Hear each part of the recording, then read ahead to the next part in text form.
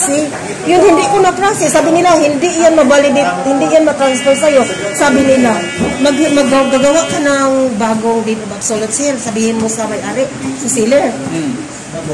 Hindi naman, hindi siya sang-ayon ang seller. Tapos, hindi lang. Pagbaguhin ang deed of sale, ayaw niya. Bakit daw? Ayaw lang niya. Pero ako lang naman, ayaw ko kasi yung lupain yan may gusto mag-squat. Tapos baka pinatitulo nila, huli na ang date of absolute sale ko mag-register date. Na ano ako, ma-defeat ako sa kaso. Hindi naman, dapat pinosisyonan mo na rin yun. Oh, I am the actual occupant, attorney. More than 10 years, I am the actual occupant. Walang problema yun. Ang kailangan mo lang, pagdaanan yung proseso ng registration.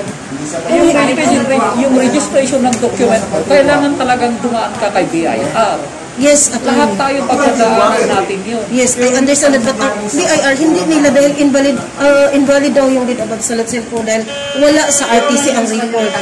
Yun ang gawin mo kasi ang remedyo na sinasabi nila is to execute another document. Yes. However, yung another document, same pa rin yung amount. Yung petsa nga lang ang pagkakaiba. Oo, pero ayaw nung seller. Ikumpel mo yung seller. Ayaw ko rin dahil yung may nag-attempt na mag-squat ng lupain na yun. Kung ayaw yung dalawa, walang solusyon sa problema nyo. Kasi, yun ang pinaka-the best na solution dyan kung ayaw tanggapin ng BIR dyan. Oo. Alam nyo yung tinatawag natin na huwag kayong lumamoy ng pasalungat sa Agos. Kasi kailan man hindi ka makakarating. So kung anong requirement nila, yun yung sundin nyo. Kung ang sinabi nila, execute na lang kayo ng panibago. In order to ma-comply na rin lang yung requirement na masubmit yan sa RTC. In that case, ang mangyayari lang dyan, parehas yung same pa rin signatories, magkaiba nga lang ng petsa, maaari pang maiwasan mo yung tinatawag natin na penalty. Yeah, sa capital gains tax na sa capital gains tax. Kasi babayaran mo yun upon execution ng panibagong deed of absolute sale. Within 30 days, ng petsa ng deed of absolute sale na yun, you must pay yung capital gains tax plus yung documentary stamp tax na 1%. So 7% lang. Yeah. So yun yung pinaka-remedy. Baka may dahil ang nangyari, hindi. Kumbaga kasi, yung baka-baka mo na yan, hindi yan solusyon sa problema mo. So, it's a different matter kung merong mag-squat. Kasi ang gagawin mo dyan is to find case dun sa mag-i-squat. Wala hong kinalaman dun sa execution nyo ng document, dun seller. Kung ayaw niya, i-compel mo yung seller sa pamamagitan ng pagre-reklamo sa barangay. Ireklamo mo sa barangay para gawin ninyo. Hindi naman humahirap yun. Ibig sabihin, hindi naman po delikado yun yung gagawin niyo. Kumbaga, remedyo lang. Pag-usapan mo na lang na ito kasi ganito yung nangyari dyan. Maraming question yung BR. So, to simplify things, gawa na lang tayo ng panibago, ganun pa rin naman. Ako lahat ang magbayad nung sa lawyer, yung sa pipirmahan. Nang sa ganun, meron naman pampalubag loob doon sa bigyan mo rin ng konting, 1,000, okay naman ang merenda sa'yo. Mga ganong taktika ba? Kasi yung daanin mo sa amin na lawyer, so filean natin yan. Yung tatagal ng 10 years. May time ka pa, attorney? May sabihin ako. Ano ba? Nang bayaran ko ang tax doon sa municipal, sa municipality, sir. Anong klaseng tax? Real property o real property tax? Hindi na makikita ang number ng tax declaration na doon sa, tsaka sabi ng taga-churches, hindi na makikita yung tax dic number dito. Hindi na ako makapagbayad ng buhos. Bakit hindi makita? Iwan ko sa kanila, tapos sabi nila, sabi niya, may ibang nagbabayad dito. Different matter kasi yun. Yan kasi nung araw, ito yung tingnan nyo nung araw. Nung araw, pwedeng magbayad lahat ng real property tax kahit hindi yung owner. Pero naging stricto na sila sa panahon natin ngayon eh. Dapat yung nakatitle, yung dapat magbayad ng real property tax. Pero nung araw kasi allowed yun. Kung baka tanggap lang sila ng tanggap eh. Tapos hindi na ko papabayaran doon sa province. Para bang kinuha sa akin ang right to pay taxes on that certain property. So, hindi naman, may problema lang kasi may nagbabayad na iba. So, ang gagawin nyo yun is to rectify the problem, correct the problem. Tanungin mo ngayon yung assessor. Ano ang remedyo ko dyan? Sabi niya, kuha ka sa assessor's office. ipa-verify mo sa kanila kung nag-exist pa ba yung land. Nag-certify yung nag-certify sila na so, bayad ako. Tapos bakit ngayon? So pumunta ako sa land management, sabi ko, nag-request ako ng B37 at blueprint. Ayaw na nila ibigay sa land management office sa DENR ang blueprint. Sabi ko, nag-request ako ng blueprint. Saan ang blueprint? Sabi ng abogado dyan, huwag mo kaming disturbuhin dito. Dahil technical kami. Punta kayo sa ROD, doon kayo mag-clash ng iyong mga titulo. Yun ang magpapagulo sa isip ko. Bakit kailangan ko... Pero data privacy na kasi ngayon. So kung hindi ka nakapangalan doon sa document, hindi ka bibigyan. May deed of doon absolute sa, ako. yung deed of absolute mo, doon sa register of deeds mo ipakita yan. Doon mo ipakita na ikaw yung buyer. Nang sa ganun makakuha ka ng mga blueprints na yan kung merong nasubmit doon.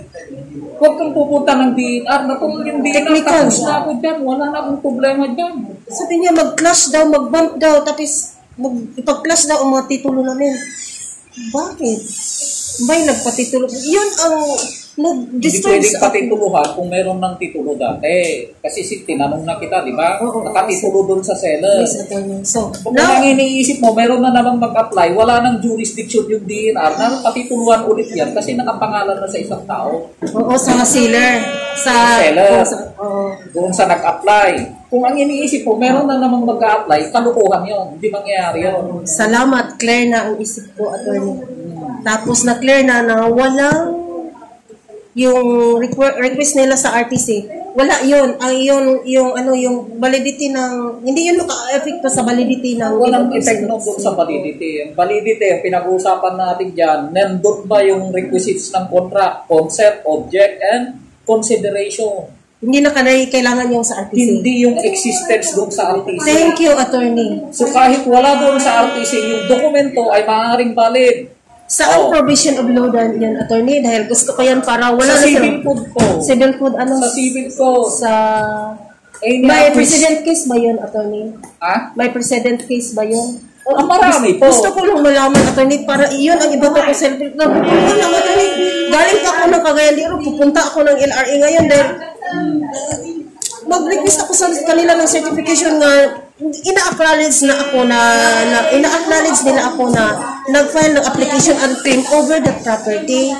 Hindi mo ganon kasi may deed of absolute sale ka, title yung mo. Ang gagawin mo, i-rehistro mo lang yung document mo, yung deed of absolute sale mo for cancellation ng titulo ng seller at mapunta sa'yo. Ngayon, prior to that, meron ka pang gagawin. Kaya yung mga ginagawa mo na ganyan, off-tangent, ibig sabihin, mintis. Bakit ka i-recognize ng ROD? Wala kang kialam ang ROD sa'yo. I-comply mo lang yung requirements para ma-process yung papel mo.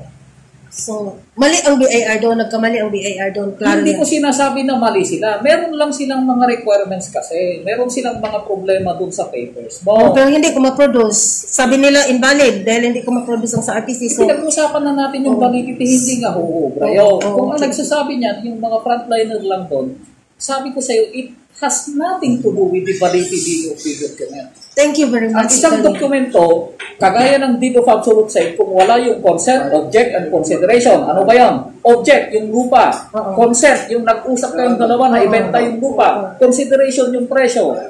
At kung yung pinirmahan yun na dokumento na yan ay in contravention sa law, public order, public policy, morals, o constitution, that's the time that the contract will be considered as invalid. Yun yung pinag-uusapan natin sa balito. Hindi yung nandun sa RTC. Kahit wala doon, valid pa rin yung document. Thank you, attorney. Clear na. Paulit-ulit tayo eh. Kagaya din, assuming lang, wala kang marriage contract na nag-i-exist doon sa Philippine Statistics Authority. Would that mean na invalid na yung kasal na pinasok mo? No. Ang gagawin ng iparehistro yung marriage contract para magkaroon ng record doon sa Philippine Statistics Authority. Same din doon sa problema nyo. Late registrant. Late registration.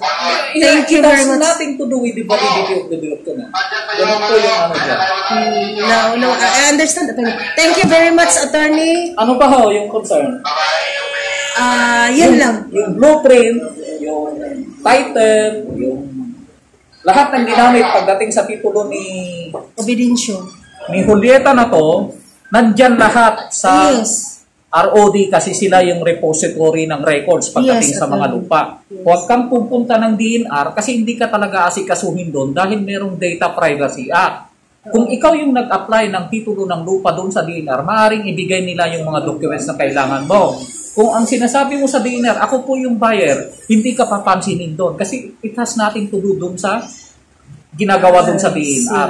Doon ka pupunta sa Register of Deeds. Sabihin mo lang, ako yung buyer, you show them yung deed of absolute sale. Nang sa ganun, ma-furnish ka ng mga documents na kailangan mo with respect sa title ni obedensya. Yes. Ganun yun. Kumbaga, hindi mo talaga ma-reistro yan hanggat di ka makalusot kay BAR. Yes, So, that's i-comply my mo na lang problem. yung requirements. Kung ayaw...